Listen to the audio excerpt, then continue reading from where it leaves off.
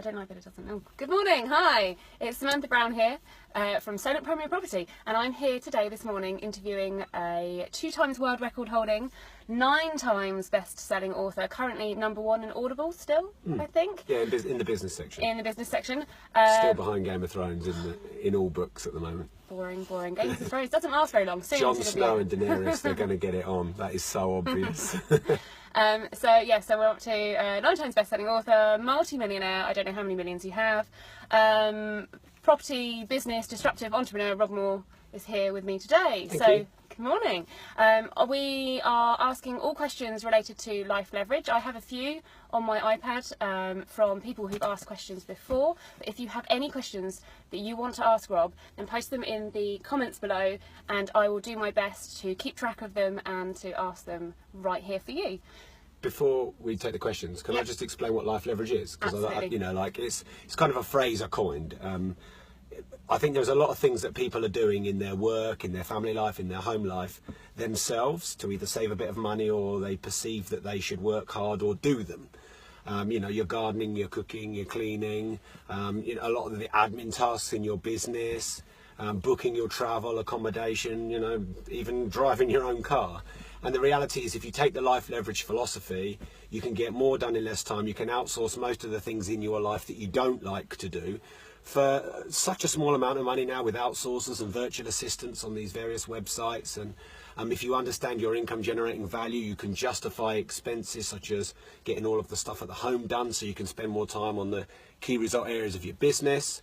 For example, when I do podcast interviews and I go and interview some exciting, successful people, I'll hire a driver. And if I want to do any long trips, I'll hire a driver. And that sounds like it's quite an opulent expense, but if a driver's 200 or 300 quid and you can sit in the back for 3 hours and get 3 hours worth of work done that's worth £1,000, it's actually stupid not to do it, and it costs you more money to drive your own car. And so if you think of it in those terms, then you, like I said, get more done in less time. You can create a mobile lifestyle, working anywhere in the world. And it's just a different way of thinking, because a lot of people in Britain especially in the northern cities, it's like we were raised to work hard, and it's like all the Americans are saying hustle, grind, work hard, work 15 hours a day, like it's some kind of badge of honor that working hard equals success. But working hard doesn't equal success. If you work hard on the wrong things, that's dumb. So working hard doesn't equal success. Working hard in periods when it's important that you've got to do deep work is smart, but then also working smart, leveraging, hiring, getting great people around you, having mentors, networking, raising other people's finance to do property deals or fund your business. So really that's what the whole book Life Leverage is about, and that's the life leverage philosophy. But a lot of it is a mindset shift. I think there was someone who'd read my book, wasn't there, on the in the community, and he put his question in, maybe you could read that in a minute, and he said he just couldn't quite get the outsourcing thing. It's like he likes cleaning windows and he likes doing things himself. It's like, but if you clean windows and you can't buy a property, or you can't win a client that's got a lifetime client value of 15 grand, then cleaning those windows has just cost you all of that money.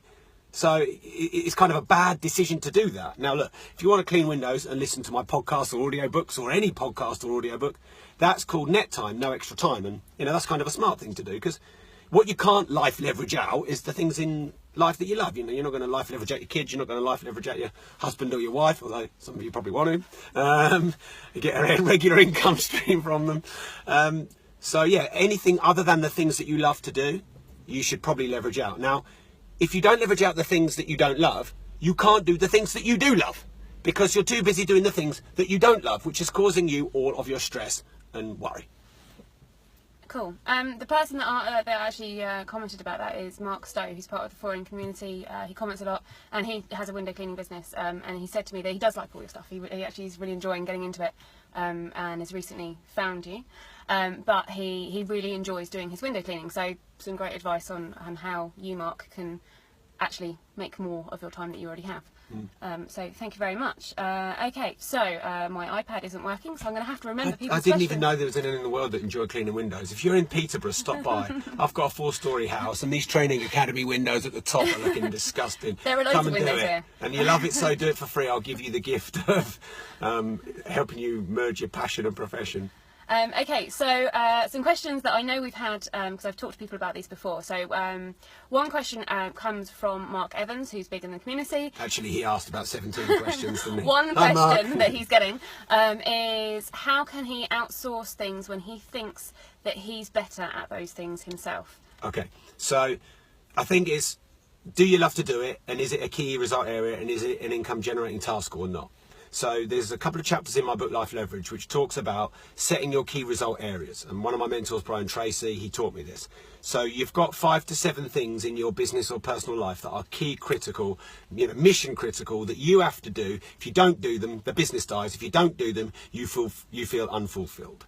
So for me, it's authoring, writing books. It might be growing the vision of my companies, because if my companies are in the tens of millions of now, which they are, one strategic change or one tweak to our vision which sends us in the right direction could be 2 or 3 million quid.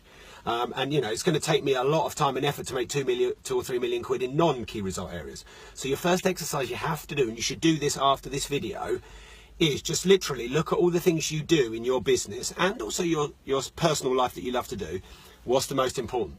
What does the business rely on me the most to do that brings in the most money? So if you're a one-man band, you might be doing all the selling, and if you don't sell, nothing else happens. So you might be good at admin, you might be good at creating systems, managing Infusionsoft or your CRM or whatever.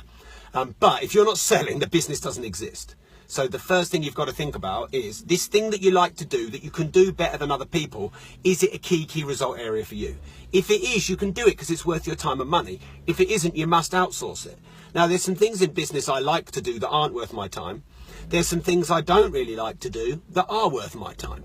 And so there's always going to be a little bit of a trade-off, because whilst you can create your ideal mobile lifestyle and do more in less time, there's the 80-20 principle, where sometimes you've got to roll your sleeves up and do things you don't enjoy for the greater good. Like if you had a really problem client who's causing you a lot of PR issues and you're not really all that good with sort of conflict, you've got to roll up your sleeves. You've got to go and see your client. You've got to go and look after him. You've got to sort it out, because that could cost your business a lot of money. But often you think you can do things better than someone else, but the only reason you can is because you haven't taught them. And the only reason you haven't taught them is because you haven't got time. The only reason you haven't got time is because you're being a busy fool, doing a load of stuff on your to-do list at number 8, 9 and 12 that aren't relevant and aren't a key result area. So hopefully that helps, Mark. And there'll probably be another 5 questions off the back of that, and I'll answer them. Cool, excellent. Okay, so the next question I have is one that's actually come up on our live feed here. So remember, post your questions below, and we'll answer them. Is how can you best compound your money? From a gentleman called Lewis Duggan. I don't actually know you, so hello. So tell us what you do. I know Lewis. Okay, so the first thing is you have to set up a money bucketing system. So you have to take all your income from all sources and set up direct debits to move some of the money away for early in the month. And I think it was the richest man in Babylon that taught a load of millionaires and billionaires now, pay yourself first. And most people are paying Sky and their mortgage company and Anglia Water and everyone else first, and then at the end they get fuck all left. So what you have to do is pay yourself first. So you have your Save and Never Touch account, where you put maybe up to 10% of your income. Now it depends how much money you make. 10% might be hard, start at 5%. And then you have a general savings account, and maybe 5 to 10% again. The Save and Never Touch, you save it, it goes into an ISA, a stocks and shares ISA. You press the accumulation button so that it reinvests all the dividends, and you just keep adding into that. And at 5% a year, that will compound and compound and compound and compound and compound, and you never touch that. And in, 5 to 15 years, you could probably turn on the income and you could probably replace your wage. So that's one thing you do. And then in your savings account, your general savings account, which you use for irregular shocks, boilers that go wrong, just general expenses that seem to come up, because they'll come up if you haven't got the money. And then you build that to a point where you can invest. You might be invest in a property, or you might invest in a member of staff, or some kind of system for your business where you're going to kind of have better processes and automation in your business, and you invest into that. And then as that pot grows, then you can invest some, and then you can speculate. So a lot of people are looking into Bitcoin at the moment, and there's other investments which they're investment platforms, but because you don't know much about them, it's really speculation. A lot of people are actually speculating when they're investing. It's basically gambling. But, if you don't go from investing to speculating, you don't get those high risk but high return investments. And conversely, if you just speculate, you could lose all of your money. So you've got Save and Never Touch, compounded 5% a year. You've got your investment, which is fairly safe. So you might go into gold, you might go into property. You're probably going to put some in the stock market, but not in your ISA, because you can only have up to 15,000 a year in your ISA. And then your speculation might be watches, classic cars, Bitcoin, etc. And then you just keep repeating that process. And then for as long as you can, as much as you can, you reduce your expenses and you increase your income. And as you do that, you get a compounded amount of money that can go into save and never touch, and then your savings, and then your speculation pot. And then the income that you earn from those goes back in again, and you go from 120% spending to what you earn to 80% spending to what you earn to 50%. I got it down to 21% spending to what I earn, and I was spending a lot of money buying Ferraris. I had 14 supercars at one point and all this kind of stuff. But I was just using this law of compounding. Then I had kids, put kids through private school and got married, and it went up to 30%. You know, because that's what seems to happen. Yeah, and that's how you compound your money.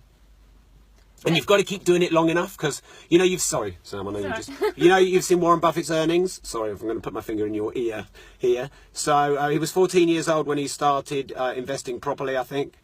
And then this was him when he was 50, his earnings. This is him when he's 85. So every year you're doing it and you're consistent and you're not following all the shiny,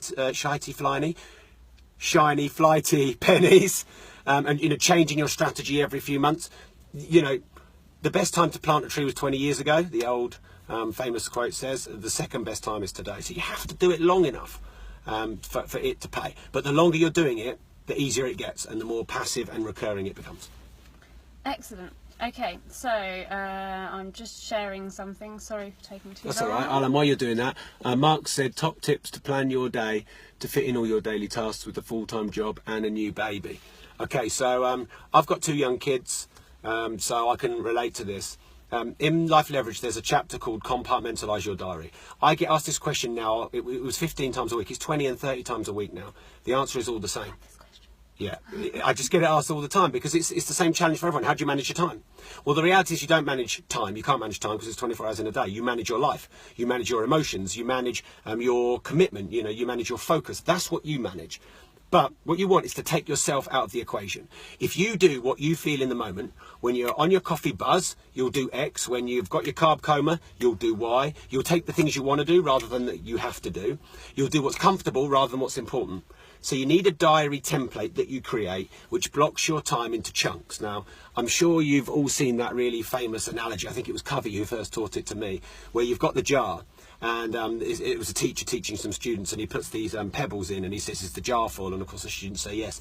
And then he puts smaller stones in, and they can kind of fit around the pebbles. And he says, is the jar full? And he says yes. And then he gets gravel, and it's more gravel can get in. Is it full? Yes. And he puts sand in. Is it full? Yes. And then he puts water in, and then it's full.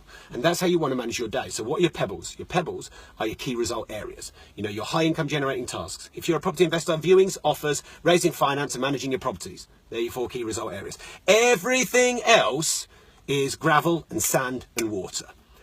So you've got to put those pebbles in early in the morning or late at night or the time when you're enthused, inspired. I like to get a lot of work done before 9 o'clock. I probably do 4/5 of my work before 8:15 in the morning because there's no distractions.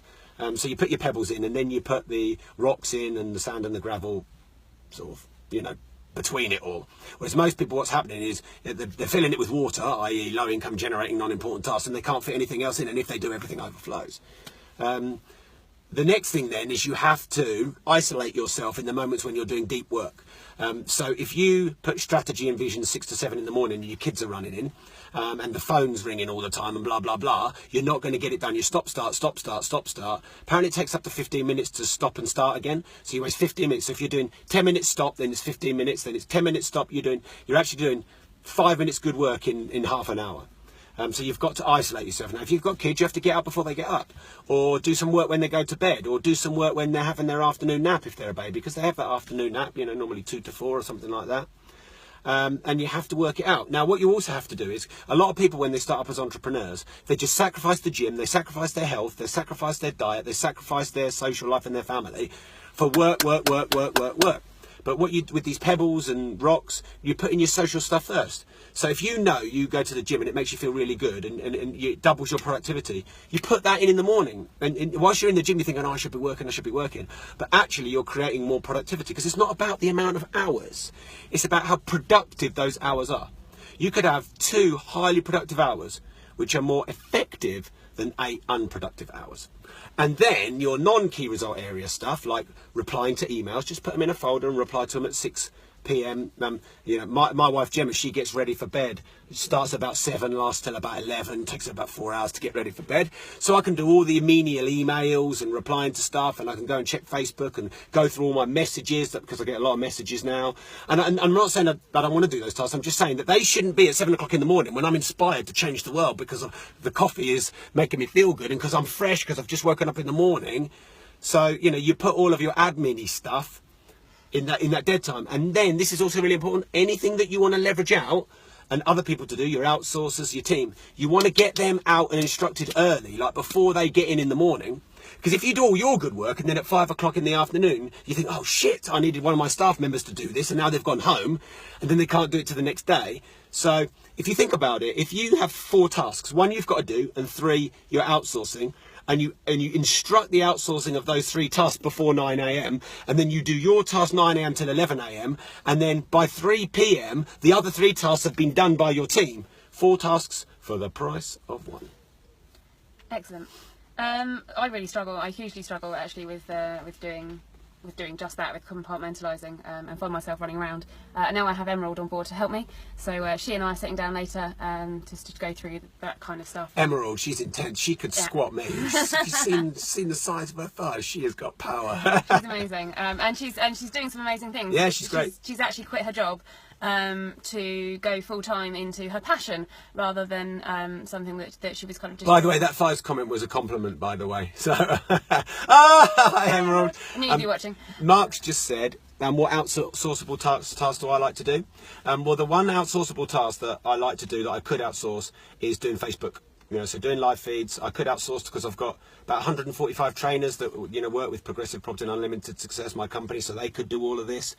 And I post on my Facebook communities. I write my own. I don't write all my own content. I don't. But the core of my content I write myself, and I'll post on my Facebook page and in Progressive Property and Disruptive Entrepreneur. You know, I engage in the 4N group, and that's me. And then Instagram, LinkedIn, Twitter, all my other Facebook groups and communities. Then I have an agent, stroke resource, researcher, stroke outsourcer, call them what you will. He does a lot of great work for me. He then forwards it and repurposes it and copies it and delays the posting of it onto all the other groups. So that is still kind of 4/5 outsourced. But I really enjoy sharing information with people, helping people, meeting new people.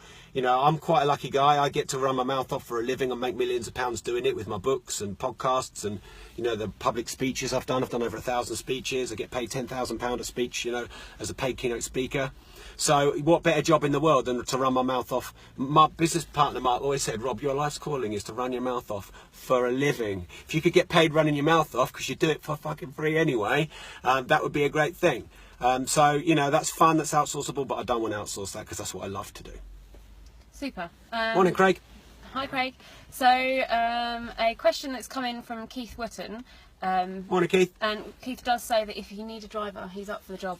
Yeah. So, how to boost your leverage while still keeping up to speed with the community chat and not getting distracted or overwhelmed? Could you reword that? I don't quite understand the question. So you were just talking about you do all your own Facebook content, or mostly your own Facebook content. How can you keep up to with everything that's going on within the groups on your own Facebook, but also still leveraging as much as possible? Okay. So compartmentalise it in your diary. So for me, I might have 30 minutes, and sometimes it lasts a bit longer, sort of 7:30. So 6 to 7:30 I've done strategy, vision, big picture stuff that can make the difference of millions of pounds in my business, you know, my foundation, launching my books, etc. 7:30 to 8 I might go on social media, go through all of my posts that I've done or posts that I'm tagged in and go and comment and read them and go through my messages. But also, there's quite a lot of dead time in your day. And, you know, I think the reason that Life Leverage did really well and it became a big bestseller and all that is because in times gone by, if you were in a queue, if you were in a car, in a train, wherever, it's dead time. And you're just sitting, waiting, you know, hoping that you're going to get to your destination quickly. But now if you're on a train, you've got Wi-Fi. If you're in a plane, you can get Wi-Fi in planes now. If you're a passenger in a car, if you're waiting in a queue, if you're waiting for someone in a restaurant because you're 15 minutes early, like if you ever dated Sam, you'd be waiting half an hour, she's late for everything. Then you can go on and have a look on your social media platforms. So ring fence a couple of times a day. Like for me, that's sort of time when Gemma's getting ready for bed. I can then go and interact on some of the Facebook community. So you might have a window of 30 minutes here, 30 minutes there, and then also in what I call net time, no extra time. For me, social media has become quite a key result area. It's like, you know, my page has, 27,000 followers. And, you know, that's quite a key thing for me in my business and building my brand. So the reason I'm quite prepared to invest time in Facebook is because it kind of merges passion and profession, because I do like doing that. Better late than turn up ugly. Are you trying to put me off, Jane? Yeah, I've never heard that one, but it's pretty good. Better late than, yes, better late than turn up ugly. All right, I'll remember that one. So for me, social media is kind of a passion profession merge. I'm fascinated by it. I was just having a dinner with one of my good friends who's just starting his podcast. Podcasts are becoming bigger and bigger and bigger and bigger and bigger. And Joe Rogan, I think he gets 30 million downloads a month or 30 million downloads an episode or something. It's mad. And he's been doing it 5 or 6 years. He's one of the biggest podcasters.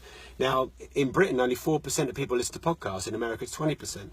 So, you know, embrace all of this social media. You know, you can reach thousands, hundreds of thousands, millions of people. Many of you are in the 4N community. You've probably done a good amount of your business through 4N if you've invested time in it. So it's probably worth working out how social media can grow your business. And then you can justify more time.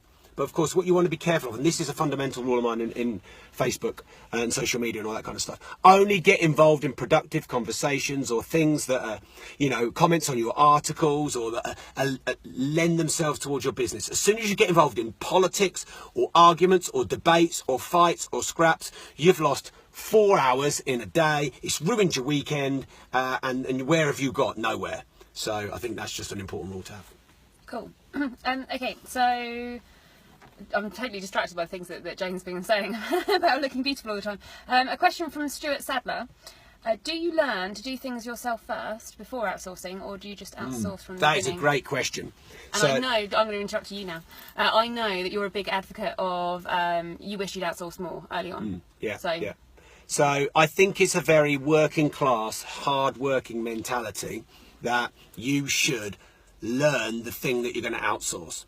But I think there's a balance. I think some things you should learn before you outsource, and then some things you're never going to learn and you're never going to be good at. I'll give you some examples.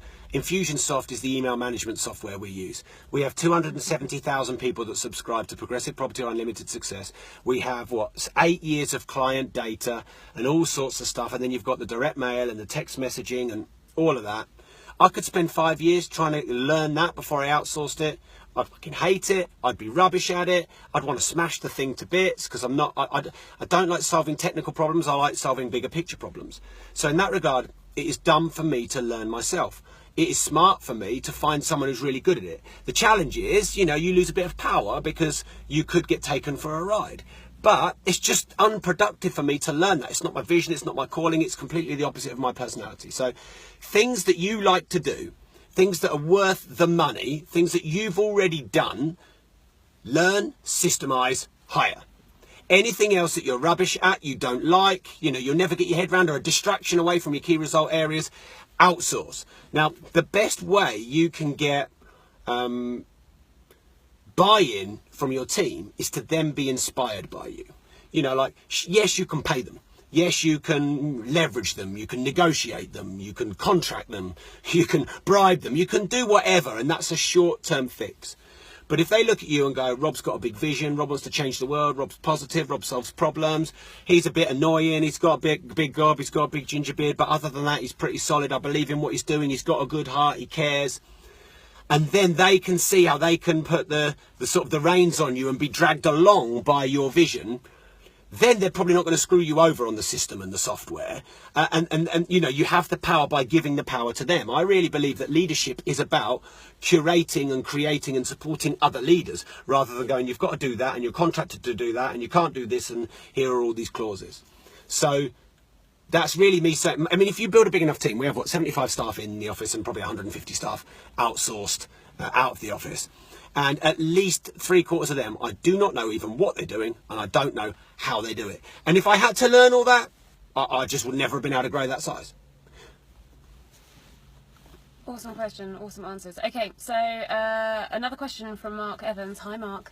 It's getting quite warm in here, isn't it? It is quite warm, but it's kind of raining. I don't know if you guys can see. It's not quite raining. So Mark asks, which social media platforms are key to you? I'm going with Facebook, but are there any that you think are going to be huge in the future? Okay, so for me, podcasts are going to be massive. You know, like I've got people subscribing now in over 180 countries. I've been doing it 18 months, and there's been people who've been doing it 5 years longer than me who are bigger podcasters. But yeah, I think I have the I'm one of, if not the biggest UK business podcast. So for sure you want to get into podcasts. Now the great thing about podcasts as well is you can repurpose the audio. So you can put the audio onto your website. You know, you could maybe use the audio and put it together for a book. So Tim Ferriss, what he did for Tools of Titans is he just took all of his interviews that he did on his podcast with all of his, you know, big celebrities like Jamie Foxx, Arnold Schwarzenegger, all that lot, and he made a book called Tools of Titans. I thought that was really great leverage. He'd already done all the content. He'd already got it there. So, you know, like the sites that are most repurposable. So yeah, for sure, podcasting. I mean, YouTube is obviously massive and still going to be massive. Instagram is massive and still going to be massive. And I'll be honest, like I was a bit of a late developer in social media, and I'm only just really now getting my Instagram strategy up. So I'm committing to post 3 times a day, and I'm working out what kind of content works best for Instagram. It's funny, I did a video in this Ferrari, a 59-second video, which basically the content was some people hate about you, the very thing that's great about you, and a couple of swear words and a bit of a rah-rah motivational video. And I put it on my Facebook page, and it was kind of near. And I put it on Instagram, and it was my most liked and shared Instagram post. So what you notice is the content is different. I mean, basically Ty Lopez says, if you get a Ferrari, some hot chicks and some guns, then you will get loads of shares and views. No, this is not why we're doing this, but we need to get some machetes and some machine guns in this car, and you in that bikini that you said you were going to do. Rubbish weather, what an excuse, it's warm in here. So, you know, the style of posts on Instagram. Now, if I did that in Facebook, I'd lose 29,000. Yeah, if you think that should happen, by the way, give us some likes and some smiley faces. So Facebook is, and then LinkedIn, some of my more edgy posts when I put them on LinkedIn, oh man, it's like I am Satan. So they need to be a bit more sort of technical and work and professional related, although sometimes I like going and stirring it up. LinkedIn's still got a lot of room for growth, because it's not just about which social media platform has got room for growth and is leverageable, it's which one have you leveraged the most. Like I have less than 1,000 followers on YouTube. I've done nothing with it. What we do is we take all my live feed videos and we put them on YouTube, and there's a lot of great content in there, but I've just not worked on it, whereas we have 270,000 subscribers on our email database. So I've leveraged Amazon. I mean, you get a book out there and you're always searchable on Amazon. Leverage podcasts, leverage Facebook. Facebook groups is massive. I mean, 4N is one of the greatest groups there is for conversation, for debate, for controversy, for size. You know, the guys who are in 4N fill all the 4N groups. It's a great group, and our progressive community is similar. If I launch a book and I just post it now on my Facebook community, we will sell the same amount to 16,000 people in a group as we will to 200,000 people on an email database. So groups and communities are massive. Snapchat's big, but it's quite a young audience. And whilst I have a profile, I've not really embraced it yet, because, you know, a lot of the Americans, they love to, you know, selfie, look at me, selfie, look at me. I look what I did, look at my shoes, look at my bling. And, you know, that kind of works in America. I'm still a bit English. You would be brilliant on the Snapchat, so much better than me. I still have a few insecurities, and I still want to give content rather than just go look at my shit, look at my bling, motherfucker. Anyway. Cool. Okay. So this is a question from Abigail, although she hasn't asked it, but she has asked it because she asked me. So Abby can't get out to networking meetings, face-to-face meetings, and they're huge in terms of building. Why can't she? because she hasn't got anyone to look after her children. Okay, so she needs to find someone to look after her children and get out there. Or she needs to leverage any family or friends. You know, because the only reason I said why can't she is in case she physically wasn't able to. But as long as you're physically able to, you can. So I'm not judging the person. I don't know the person. We've all got our own story. But the reality is you can get up an hour earlier. You can go to bed an hour later. I mean, Sam, you drove 3.5 hours to do this. Yep. And, you know, I don't have a social life. Well, this is my life. Well, there you go. You're hanging with Rob. Ferrari. yeah, you get benefit. So the reality is you can. Now, I think a lot of mumpreneurs and a lot of women, I know because I've trained a lot of them, and I didn't know this at the start, is that they have a lot of guilt around you know, spending time with their kids. And of course that's the most important thing, and it should be. But you're allowed 2 nights off a week. You're allowed a date night with your husband once a week. You're allowed to get a couple of babysitters in. Now, if you have your parents or your husband's parents, you know, they want to see their kids. They don't want to never see their kids. So call in those favours and then go to one networking event a week. So you can. And what was the second part of the question?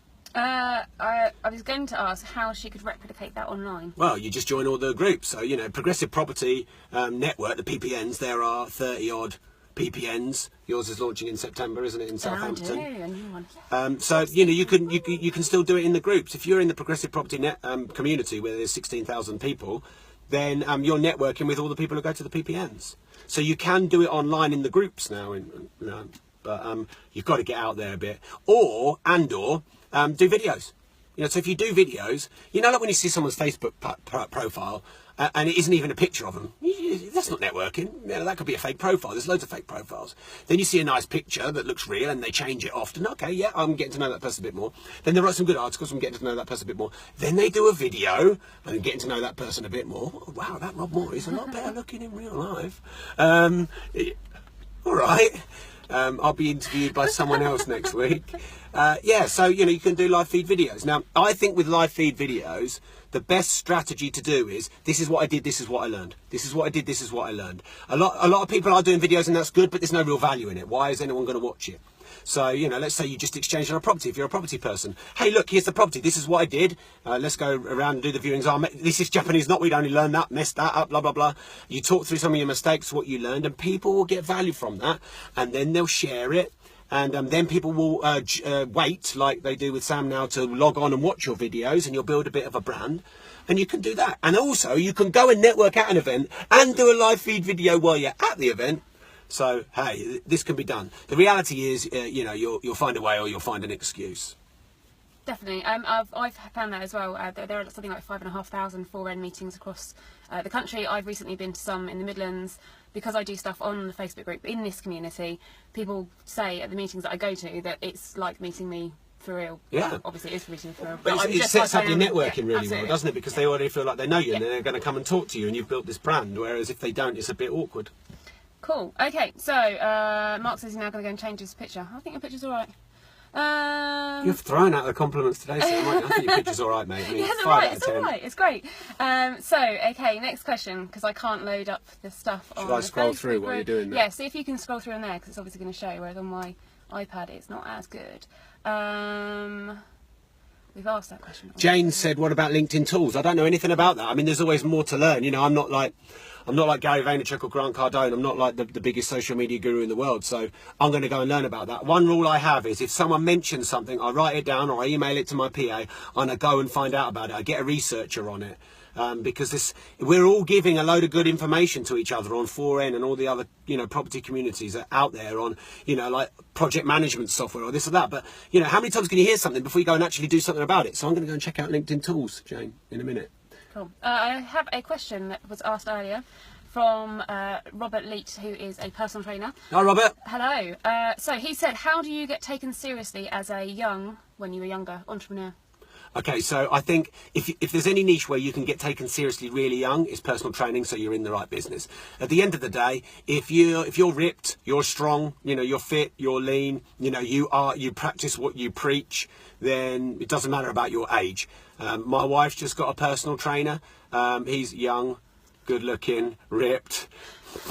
I'm fucked, you know, and you know, like he's credible because he's ripped. So, you know, your body is your biggest advert, it's your biggest marketing, you know, strategy. So that's the first thing you can do. Now, we all often look at the weaknesses about us rather than honour our strengths. So I coach a lot of people, I haven't got this, I haven't done this, I'm new to this. But the reality is you already have both inherent and learned skills and traits and strengths that you're not honouring. So what are the advantages of being a young entrepreneur? People will look at you and go, wow, you know, you're great, you're doing this so young. Anyone who's got kids will look at a young entrepreneur and go, I want to raise my son like that. I want to raise my daughter like that. I wish I had the energy and enthusiasm like you do when I was 19. I'd be fucking dangerous now, except I'm skint and I'm 58. So, you know, when you're young, you have youth as your advantage, your energy, your enthusiasm, your passion, the fact that people look up to you.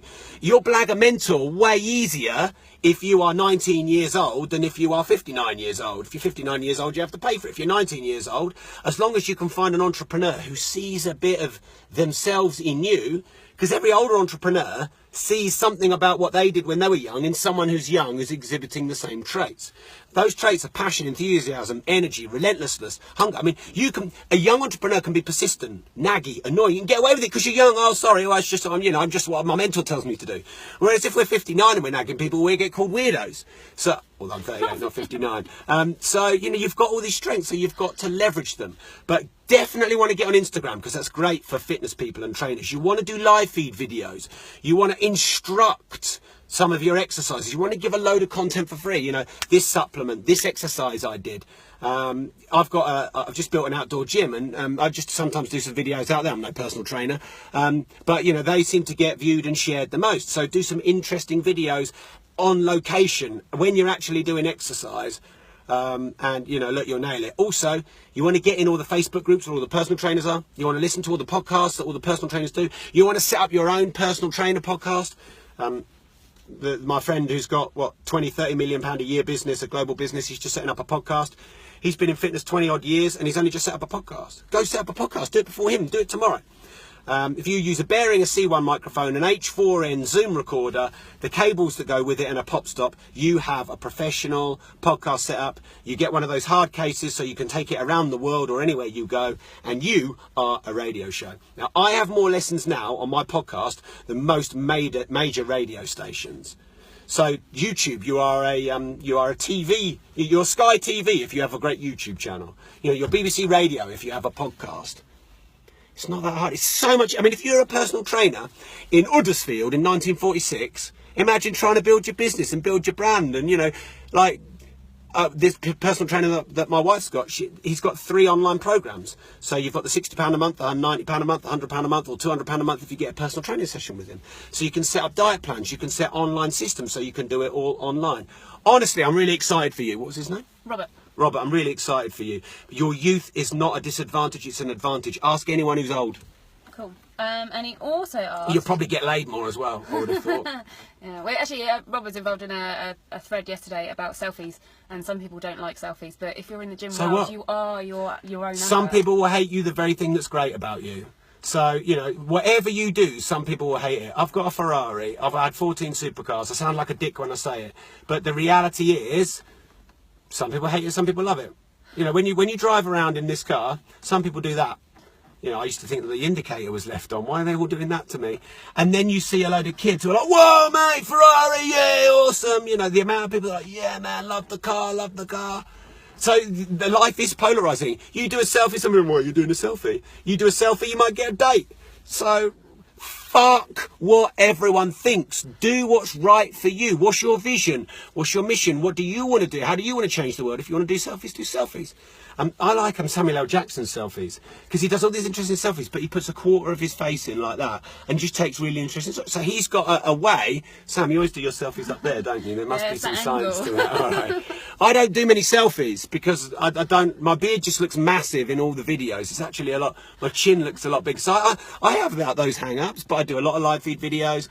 In fact, I stopped myself doing live feed videos for ages because I was worried about how I look. I mean, who cares? People aren't looking for me at how I look. They don't care. They're looking for good information on leverage, on money, on building your business, on being a disruptive entrepreneur.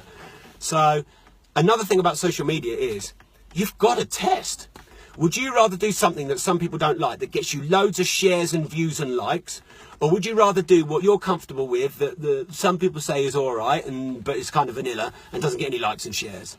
So, you know, when I do videos in this Ferrari, we get a lot more likes, shares and comments. We just do.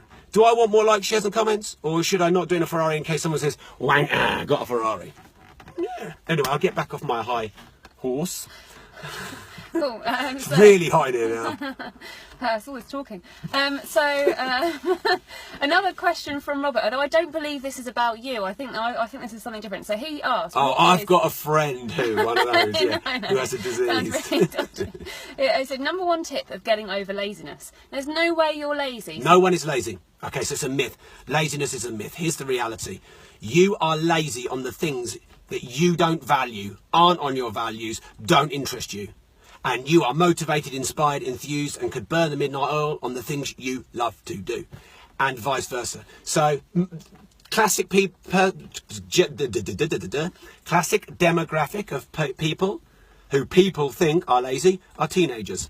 Give them a fucking PlayStation and tell me they're lazy. They'll be on that PlayStation from 3 o'clock in the afternoon when they finish school, and they'll go through till 3 a.m. They won't have had any food, they won't have had any drink, they won't have had a break. They'll be shooting each other up for 12 hours online, getting brilliant at it, got skills, move the fingers faster than Edward Scissorhands, I don't know. So, you just, like all this sort of, ADHD and all this stuff at school, it's nonsense. It's that the kids aren't interested in the subject and the teacher isn't interested in getting the kid interested. No one is lazy. Everyone is motivated, inspired, and enthused. But if you feel like you've got no motivation and enthusiasm, you need to find out what your vision and values are. So that's explained in the VVKIK chapter of Life Leverage. It's the most important chapter in the book. It's the one that will change your life. It will give you clarity, spontaneous inspiration, enthusiasm. People always say to me, Rob, how can you speak so fast? How can you speak so much? How can you blah, blah, blah, blah. But it's just like, I've done a lot of radio shows recently. Bloody hell, Rob, you're enthusiastic about this. Well, I'm not enthusiastic about yoga. I'm not enthusiastic about rock climbing. And I wouldn't be able to do what I do about those. But business, education, making money, getting this message out there of the entrepreneurial way where you can start up with low risk and make money and help people. That's what enthuses me. So that's why I'm not lazy about it. Cool. Okay. So I just have to open the car door. It's woo. That's okay. Yeah.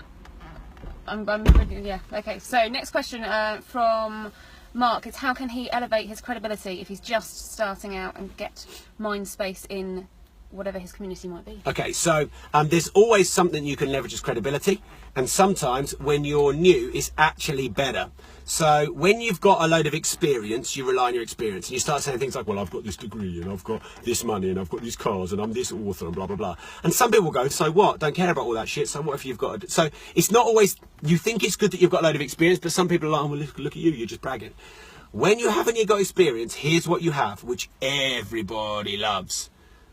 Enthusiasm, passion, creativity, resourcefulness, the desire to solve problems, the desire to learn, the desire to grow, and the desire to help people. They are your 8 things that give you instant credibility. And you do those until you've got results. Now, what a lot of people do is when they've been doing business 10 or 20 years, they've got all the credibility, but they've forgot resourcefulness, passion, enthusiasm, creativity, solutions to problems, growth. So that's what you've got when you haven't got experience. And that's better than experience. Okay, so another question. The negative people want to be a yeah, good one. I was thinking. So how do you deal with negative people? Sorry, I was doing your job there. That's all right. I'm obviously not doing very well. You are. You're doing great. So how do you deal with negative people not tuned... Does this car have windows? Can we it does, but you have to turn it on and it's loud. Yeah. It's loud. It's a Ferrari. Does this car have windows? Sorry, I'm getting totally sidetracked. You might need to edit that bit out. How do you... I don't mean windows that work. It's, Anyway, how do you deal with negative people not tuned into your vision? Mark's probably talking about family, but family friends. Do you educate them or cut them out harshly? Get rid of them. No. Okay, so I have a bit of a rule when it comes to this. I will only help people who want to be helped. I will not spend time and energy and passion that is finite. Your energy, enthusiasm, passion is finite. You've probably got 4 hours a day worth of it. So I'm not going to go and spread it around a load of people on all those neggy Facebook groups where all they do is criticise everyone and anyone who's like... So I think if you focus your time and energy on the people that want your help, the people who like what you do, it'll be a better return on time invested. And of course, time is money. You can get negative people in a lot of negative places. You can get your friends, you can get your family, you can get them online, you can get them on your YouTube videos. And also, what is a negative person? Because some happy clappy people, like when I did a load of Tony Robbins personal development seminars 10 years ago, I spent hundreds of thousands on personal development seminars. you know, like I could say people are negative, but I was one of those really annoying evangelists that was going around telling people who I didn't have permission from, you know, how to sort their life out. So sometimes we perceive people are negative, but they're not. They're reacting to us from our change, and we're not really elegant with the way we're dealing with our change, because we're the one that are changing, not them. And people don't like change. You know, you've read all the property books that we've written and the personal development books we've written and the money book, and you're on the VIP and you do all of these courses. You're the one that's changing. So respect that people find that difficult. Try your best not to push people away or take what they, you know, take anything that they do personally. Often the negativity in friends and family is actually just a protection mechanism that they actually care about you. So you've got to, do they care about you, do they not? What form is it in? Is it you, not them? But then, if they're an obvious troll, block the fuck out of them. And, you know, if they're obviously just there to feed off your brand, you know, delete them, ban them, report them, block them. If they genuinely are really negative, which a lot of them aren't, but if they are, calm out your life. Because honestly, you know, like that film Blade, you know, when they're downstairs and that famous song comes on and then all the blood comes out and then all of a sudden everyone's a vampire and they all eat each other. Well, you put one vampire in a room full of really positive people and leave them long enough and you have 100 or 1,000 vampires. Negative energy is strong. It's stronger than positive energy because of our nature to want to survive. So yeah, if it's dragging you down, cut it out. Now, you know, if you're in a relationship, and this happens quite frequently, you know, one day Progressive is going to have a progressive dating agency, and one day it's going to have a divorce counselling business as well, because, you know, when you go through change, people come and go in your life. You should honour your wife or your husband that, you know, you were someone else and now you're changing, and you should care about them to learn their values and sell to them what you're doing on their values, and, you know, embrace their support rather than dismiss them for being negative. Excellent answer. I'm sure something that loads of us struggle with when we go in places like Foreign or Progressive or anything like that. Okay, so another question that we have is, if you're just getting started, what are the things that you wish you'd done? So I wish I'd leveraged more. I wish I'd outsourced quicker. I wish I'd taken on the advice of my mentors earlier. I wish I'd got mentors earlier. But everything else I'm happy with. You know, I've made tens of millions of pounds, so why would I do anything different? You know, I'm happy with my journey. I've made some mistakes for sure, more than most, because I don't really think before I speak. But I kind of built a brand around that as well. So I didn't really have the whole people per hour, onlinejobs.ph, and what was then Elance, which is now Upwork. You know, all these sites where you can pay people a few quid an hour overseas to do your outsourced. I didn't really have them. What we had was my mum and Mark's mum, my business partner, and we worked really, really hard for 2 years. And I was like, work hard, work hard, work hard. And it helped. You know, you've got to work hard and smart, but you've got to work smart and hard. And so I think I worked really hard. But I'd read the E-Myth, I'd read Built to Sell, I'd read, you know, the Lean Startup, I was reading all the books. But I wasn't embracing leverage because I was like, I can't do that yet. That's not for me now. I'm too busy. I've got to do the stuff. I've got to work 15 hours a day. If I didn't work 15 hours a day, I felt guilty. And so, yeah, hiring staff, or at least just a, you know, even if you don't think you've got a lot to do, get a VA, you know, an online personal assistant. Give them 5 hours a week worth of admin. Let them do some research for you, for your videos, for your books. Let them research all the new social media platforms that you want to embrace, and let them go and find the 20 other. You said you found a new business community recently. You know, there's more than just 4N out there. So, you know, you can get them to do some stuff, and you're getting leverage from that, but also you're teaching yourself to outsource. Because when you outsource, basically, you've got to let go. And so a lot of people find it hard letting go. I know, Sam, you sort of don't hide the fact that you're a bit of a perfectionist. The problem with being a perfectionist, you can never be perfect. Mm-hmm. So you're always going to not live up to your own expectations of yourself. And then you put people on your own standards, and then you think people are letting you down, but you're putting them to perfection standards that no one can live up to because no one is perfect. So you've got to teach yourself to let go. You've got to teach yourself to trust people. If you let go, will people fuck it up? Yes. If you trust people, will they screw you over? Yes. But can you get better at doing that so it happens less? Yes. But you've got to let go to grow. Amazing. Following on from that, if there are lots of people I know in the foreign community that struggle with the idea of outsourcing if they haven't got very much money right now, how would you convince them to outsource when they think they can do it themselves cheaper? Well, the reason they haven't got enough money now is because they haven't outsourced sooner. So it's a paradox. because they think they can't do it because they can't afford it, but they can't afford not to do it, and the reason they can't afford it is because they haven't done it. Because if you look at every big business owner, does Richard Branson have no staff? No, apparently he has something like, I think it's 14 PAs. I want 14 PAs. I want a lot of PAs. I don't know, but it's like a lot of PAs. You have thousands of staff across the world. Walmart have, what, 2.3 million staff. Every company that's scaled has staff. So the way that you've got 3 ways of doing this, and I'm not including the not doing it. Way number 1 is you blag friends and family and help, like I did with my mum and Mark did with his mum. We got them doing sort of 10, 15 hours a week. At first we didn't pay them, they were helping us out, and then we paid them a small wage, and then we increased it. My mum still works for us now, 11 years later. She works full time. So, you know, you leverage, you hustle, you get help from friends. You maybe get some help for some people, and you can help them. If you're a designer, then get some people doing some stuff for you and do some designing for them on the side. So, you know, that's that, and then you can do that. And what that does is get you started. And then when you get started, you've got momentum. That's number 1. Number 2 is you go and get a VA now, and you give them 3 to 5 hours or 10 hours worth of work a week, and you just test it and it'll work.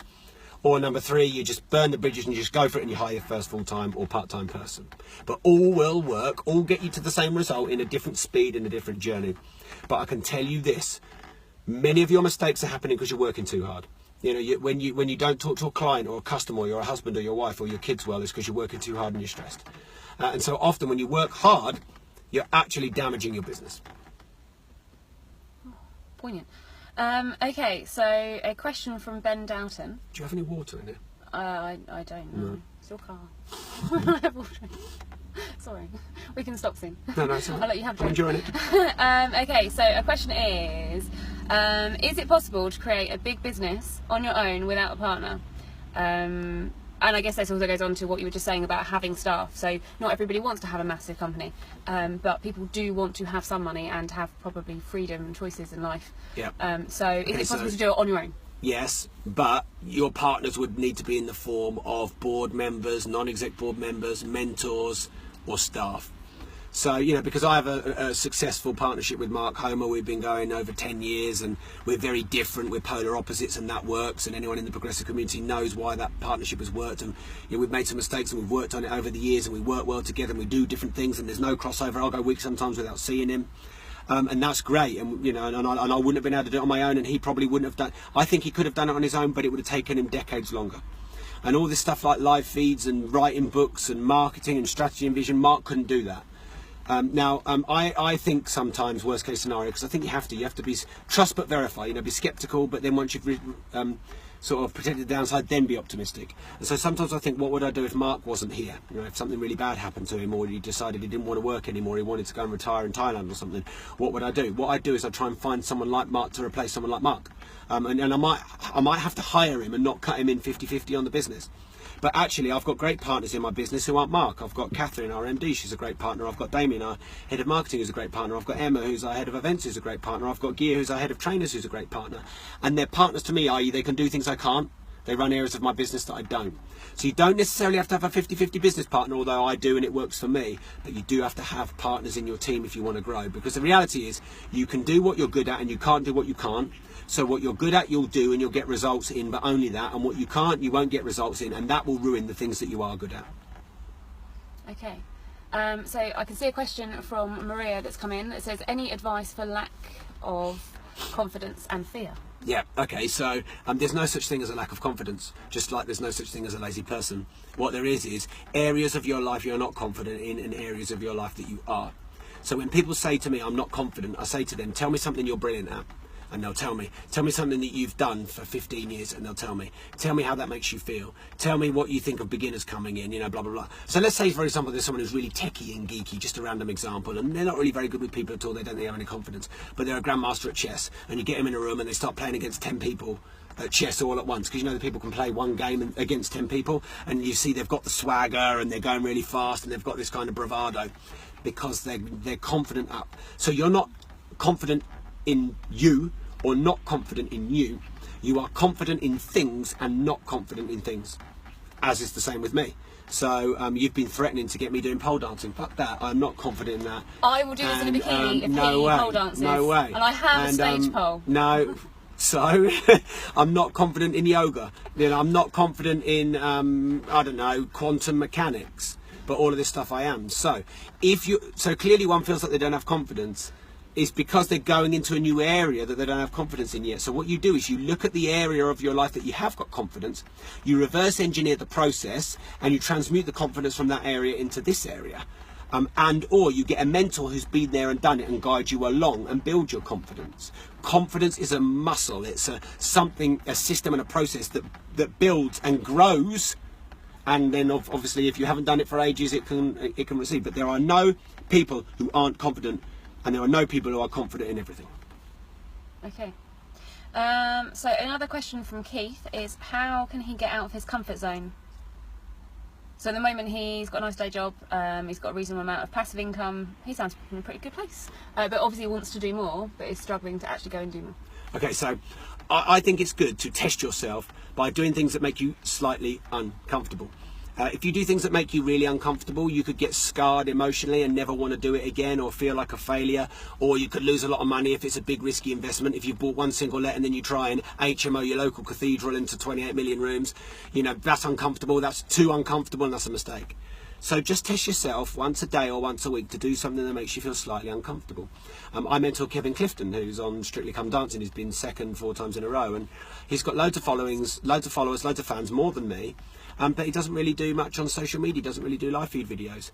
And I've been encouraging him to do it, and he's started to do more, and he's brilliant on it. And when he's there with his wife Karen and they feed off each other because she's got a really bubbly personality and they complement each other, well, the live feeds are great and they get loads of likes and shares.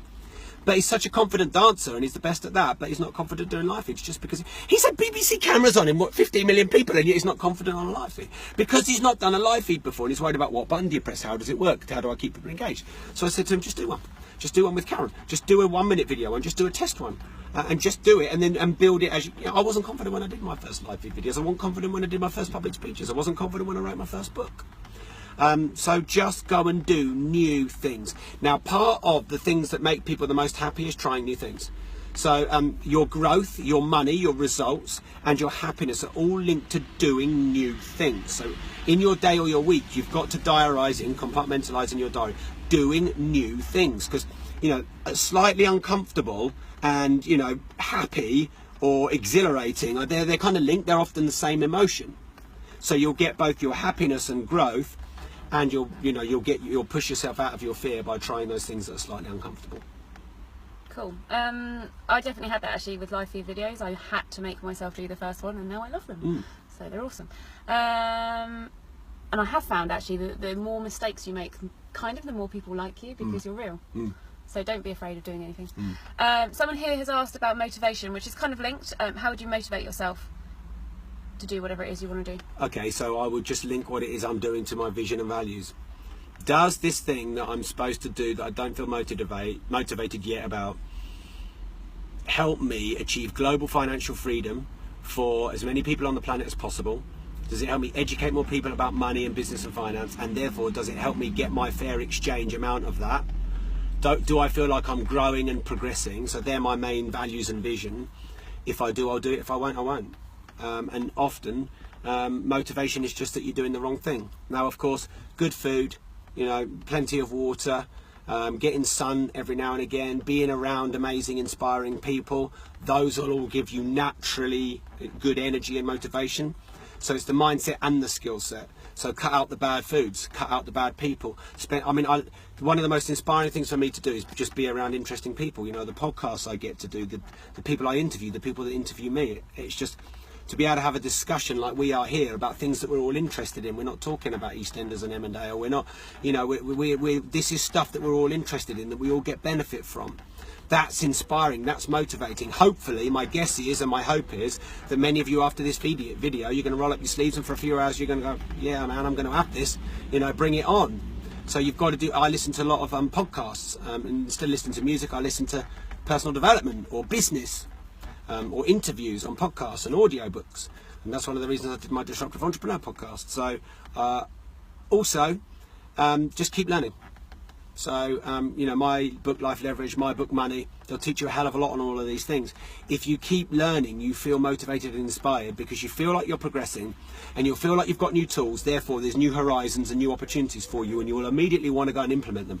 Like I just got Bobby, my 6-year-old son, a new set of golf clubs, and man, he wants to play golf every day, twice a day now, because he's got these new toys that he wants to play with. Well, for me, my new toys are what new podcasts are out, what new audiobooks are out that I can learn from, that I can implement in my business, that I can go and inspire my team with, a new marketing strategy or whatever.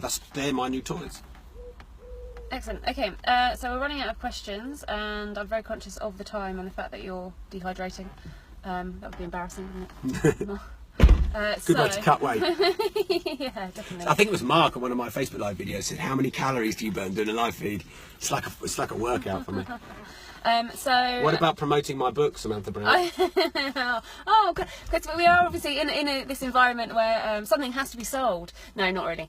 So you have, I did allude to this before, you have your 9th best-selling book, which has just come out on Audible, and please tell us more about it. Okay, so my 8th book was Life Leverage. My 9th audio book was Money. I know many people in 4N got money. Thank you. I'm very grateful to you. I hope that you got some benefit and you learned something from it. It was an 11-year research study for me. I'm really grateful for anyone who takes time to invest, in getting my information.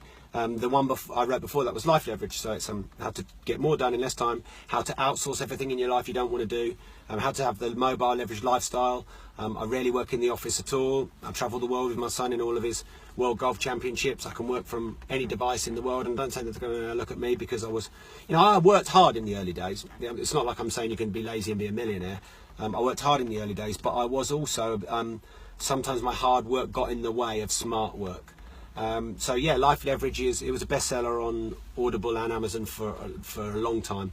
So you can get it on Amazon in paperback, you can get it in Kindle, you can get it on Audible. It's called Life Leverage, and I think it'll really help you. I think it'll help you create your vision. I think it'll help you get more done in less time. I think it'll help you outsource and hire and grow your business. It'll help you with sales. It'll help you with marketing. It'll help you with growing. There's a lot of one-man bands in 4N, and I noticed with a lot of one-man bands, they have a one-man band mentality, and you're working really hard and you're trying really hard and you're just not really getting ahead. And you look at these people, who are doing all these videos, and you think, what's their secret? And sometimes people like that really piss you off. And you look after your clients and you do all the sales calls yourself and you do all the admin yourself, and it doesn't have to be that way. In fact, you're stinting your own growth. You're getting in your own way. And I think Life Leverage will help you get out of your own way and embrace that. And just you'll ultimately get 30, 50, 100 hours worth of work done in 5 hours. I mean, if you think you have 5 people doing 10 hours a day for you, that's 50 hours a day you're getting done that you're not doing. So you can do 5 hours and get 55 hours worth of work done if you've got 5 people doing 10 hours worth of work with you. And it will teach you how to go through the mindset and the strategy process of doing that. And it's on Amazon and Audible, Life Leverage. Okay, I will post a link in the comments below, and I'll probably put one in the description at the top as well. So thank you very much. Thank you, Sam. Thanks, everyone. Thanks for tuning in. Very grateful. I'm not letting you go just yet. So, as Rob said, I have a new property event that's starting in September. It's the 26th of September, and I have convinced Rob, basically bullied him, into coming and speaking about anything. So it's not specifically about property, it's not just about money, it's not just about Life Leverage, it's about all of it. So if you are around Southampton, and even if you're not, because you can travel, I travel everywhere, you can travel, you can find a way, you can come along to my meeting, and I'll even let you come for free if you just listen to one of Rob's books and send me a comment showing me that you've listened to it. That's a clever deal. So if they get one of my books, the event for free. Yeah, right. So all you have to do is download it on Audible. I'll show you how, if you've never used Audible before, because I know loads of people haven't. So just ask me, send me a PM, and I'll show you how to download it. You can then post a comment of you listening to it, and it's literally just like a screenshot, and then you can come along for free, and then you're helping Rob's new foundation, you're helping me by coming along and supporting me at my really, really horribly scary but brand new event, and it's good for everybody. So thank you very much. Thank you. Thanks, Sam. Thanks, everyone. And thanks everyone for listening, and I shall see you all soon. Bye.